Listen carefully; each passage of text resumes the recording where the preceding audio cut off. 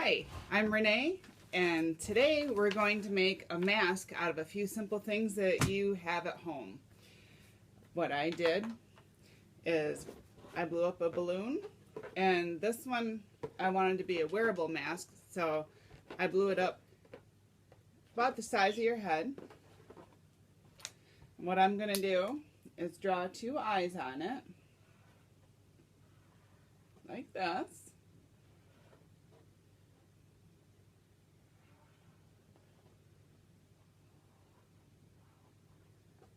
Okay, and I put this into a popcorn bowl. A popcorn bowl works really good because when we paper mache it, it's not going to roll around. It's going to kind of just stay here like this. I've tore a bunch of pieces of newspaper about this size. So I have a pile of that here. And then I mixed up a paper mache in this bowl here. And it's the consistency of pancake mix. So what I used was flour. Just regular flour and water. And you mix it, you put the flour in the bowl. I mixed it with a fork and put water in and kind of get the lumps out a little bit and then water it down a little bit more so it is about pancake consistency. So there's nothing weird in here. It might feel a little weird when we're paper macheing, but it is really only flour and water. So simple recipe. So what we're going to do is we're going to start by taking our slips of newspaper, dipping it in, and I wipe it on the side because I don't want it super drippy and I don't want it really dry.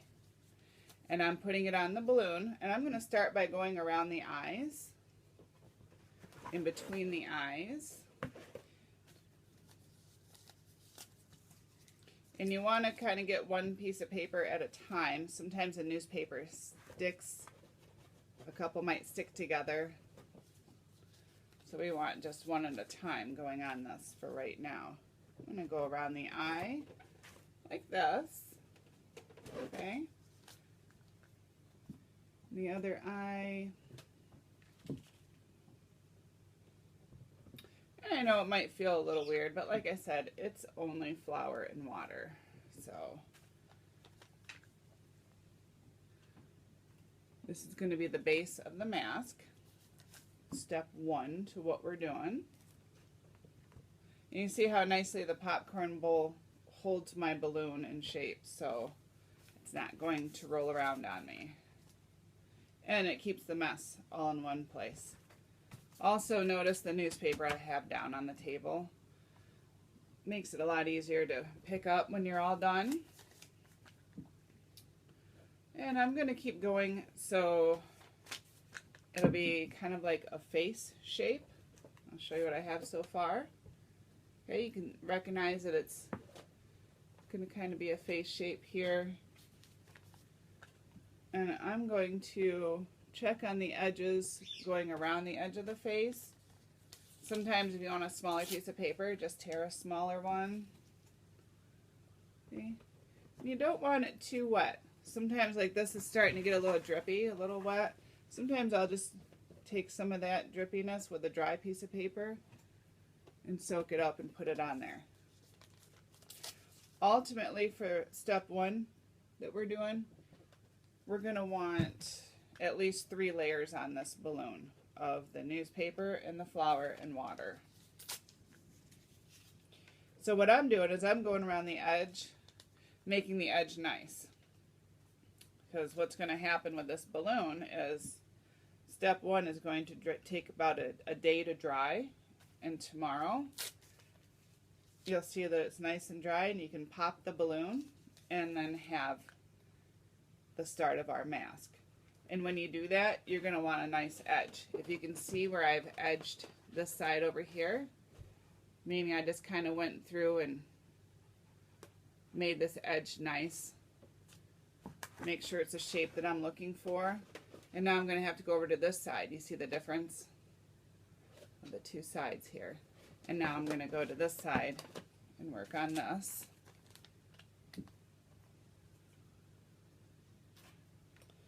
Remember, we're looking for 3 layers, maybe a little bit more.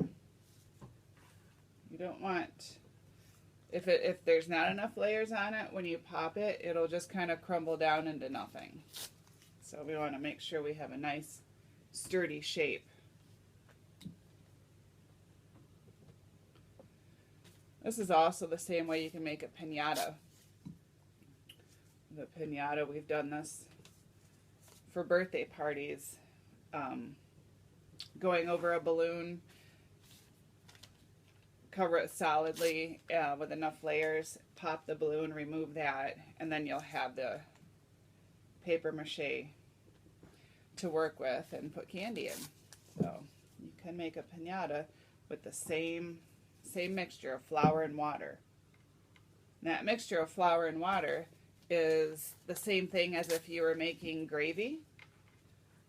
You stir the flour and water together, try to get the lumps out of it, and then you add that to your boiling meat juice, and that's how you make gravy.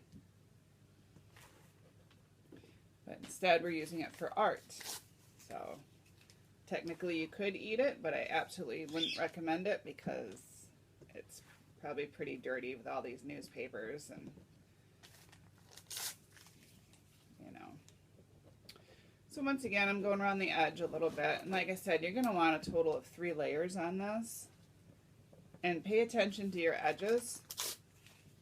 And how I notice where it's thin and where I need more is if I'm seeing the red balloon kind of through the newspaper. If I'm kind of seeing the red, like in here, I can kind of see it might be real thin. Well, a lot of times I'll just start with maybe the forehead and work my way down, doing other layers, so I don't get lost or forget where I'm at with it. Make sure you get between the eyes really good, because you don't want that to break there. While you're making your mask, you could be thinking about what it's going to be. Since this is just step 1, you could turn this mask into anything. An animal, a superhero, something out of your imagination. It's always good to do artwork to make something that you enjoy, that you like, because it's more meaningful to you and you'll do a better job if you like your own work. Okay, I'll show you what I have here. And I'm kind of looking at it. It needs a little bit more around its mouth area. Remember, if you're seeing the color of the balloon through the newspaper, you might want to add a few more layers. Because tomorrow when it's dry, you don't want it to break or crumble when you pop the balloon. This is actually kind of fun. I like paper macheing. Make sure you get around the eyes really good too.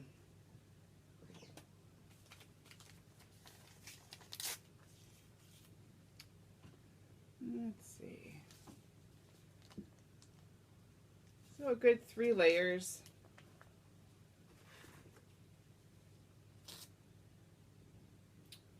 Okay, and you've been thinking about what you want. You can make anything. I mean, there's no limits on what you can make with this. Whatever your imagination, whatever your favorite animal is, character, superheroes, any of that. And most people have access to a newspaper. I don't get the newspaper. I just find it here and there after someone's done reading it. Maybe at the library or a neighbor. And then a bag of flour. Most people have flour at home. Okay. Make sure it's going to be nice and strong. And make sure you look at your edges. Make sure your edges have enough paper mache on them.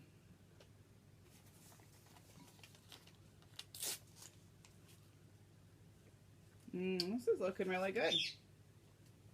If you get a little bit in the eye, that's not going to matter. Okay? Just kind of... Oh, that looks really good. So, this is step 1.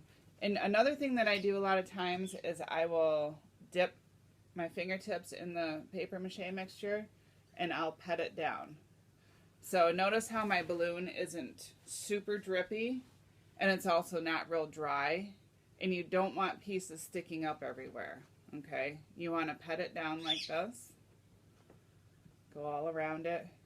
And that also helps the layers of paper to stick together. It helps to make it strong, and it'll show you if you need to fix anything.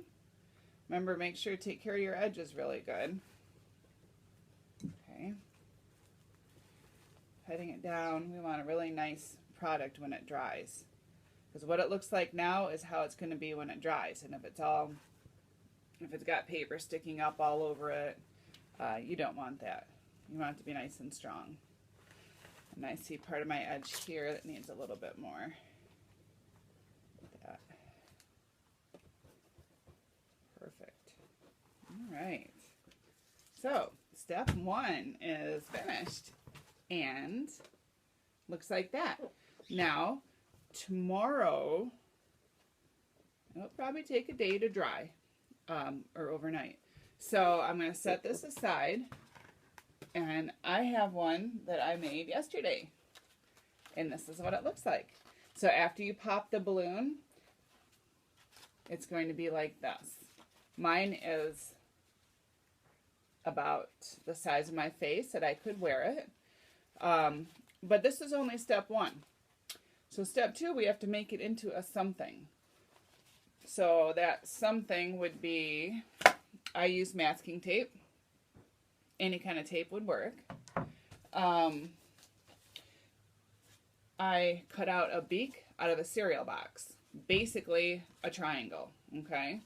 So you could put a beak on it, right? You could tape that on there, and now you'd have a bird, okay? If you wanted to do that. I like making maybe a wolf or a dog. And if you wanted to do that, I've taken newspaper, wadded it up, and taped it into the shape of a muzzle or the front part of a dog. Okay? So if I was to tape that on, okay, it could be like this. Which I think I will tape this one on. I think he's going to be a dog. So I've ripped some tape and put it here. So I can hold it, or you can have a family member hold your mask while you're taping this on. Okay. I started by taping one on top here, one on each side, like this. But that might not be strong enough, so I'm going to add. And you want to press down your tape a little bit too. I'm going to add a few more pieces of tape. And like I said, if you have duct tape or some other kind of tape, that'll work also. I usually use masking tape because I usually have it laying around. Okay. So sometimes it takes a little bit of tape. Okay, this is what mine looks like. It's going to be like a wolf. And that was step 2. Putting whatever it is you want on there, right? You might want to put ears on it, okay? You might want to put just a regular human nose on it. It doesn't matter what you're going to make it into. Step 3 is to repaper mache it again. Why? Because it's still really thin, okay? And the edges are kind of sharp, and we don't want sharp edges.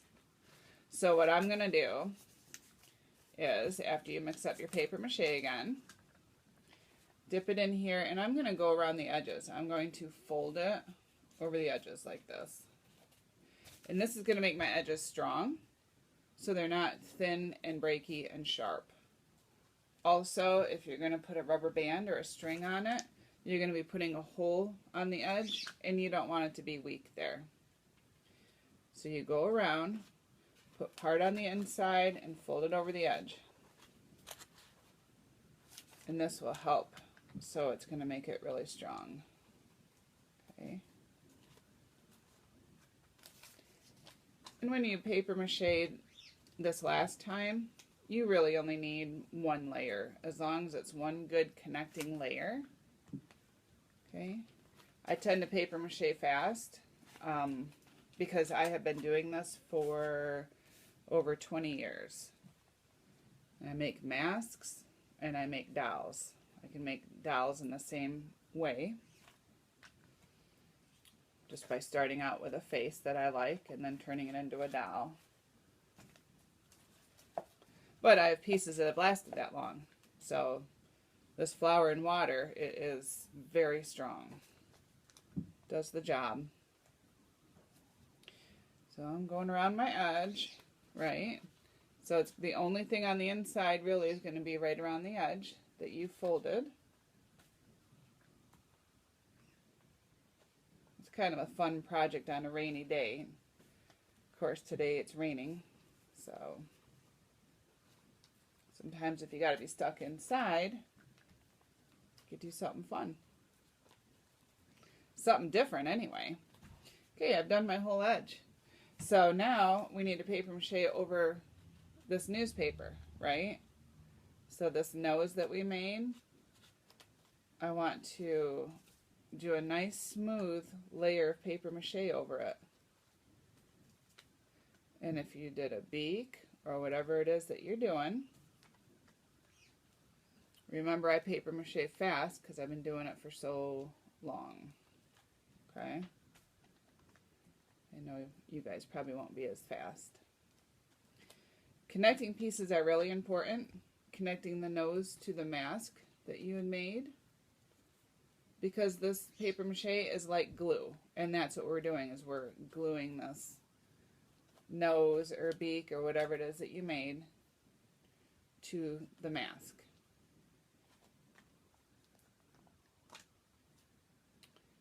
Okay. Nice coating. You want it to be nice. Remember, you don't want it to be sticking up anywhere. Okay. And also, the one coat you're doing over everything will make it stronger, which is what we're looking for. Okay. A nice, strong, finished piece. And make sure you look at it from every angle. I gotta set it down for a minute, make sure I can smooth it down. Do our connecting pieces, right, where the mask and the muzzle or the mouth comes together. Underneath, when you're working with a sculpture in a three-dimensional object, you want to be able to turn it all the way around to see the results. I can't just look at it from this position and say, oh, well, it's done. I'm going to have to turn it around and take a good look at it. Okay. Remember, you can wet your hands a little bit and smooth it down.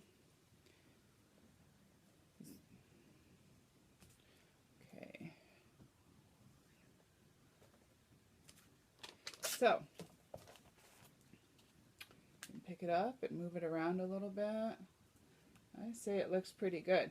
If you need to smooth it down, go ahead and get your fingers wet with some paper mache. This could be an awesome bear. Okay, could be just about anything. So then this step has to dry. And when it dries, you could always poke holes in it and put a string on it to wear it. You can paint it. Let's see here. I have paints that I get at Walmart. And this size paint is less than $1. So it's kind of nice to have a little set, a few colors here. And I use acrylic paints to paint these. You can use just about anything to decorate. So you could use yarn for hair. You can use felt, fabric. I'm sure you have something laying around the house that you can use. This is my finished wolf here. Okay, I had some fur that I put on it, just glued it on there, painted him gray, okay, with a little black nose, and that's what it looks like finished. And the ears I just put on with felt, okay, so that's what they look like. And then I put a strap on here, so it actually can be a wearable mask. Okay, finished product. Also, what you can do, if you don't want it wearable size, you can make it smaller. And what I've done is I blown up a little balloon, okay? So you do the same thing, you draw some eyes on here, and you can make a little mask that hangs on the wall. Some of my little masks would be this little dog, right? It's too little to wear. See the size difference, right? But it's cute. I put a little wire back here so you can hang it on the wall, okay? Or you can do, I had a little cat here, okay? Just a little black cat, put some whiskers on it and some ears. That's another little one that you wouldn't wear, that you would just hang it on the wall. And I have a bird, little one. So these are just some ideas that you can make, and I hope everything works out well for you. And remember, the only way you can get experience is by doing it. So the more you do it, the better you get, and just have fun with it. Thanks.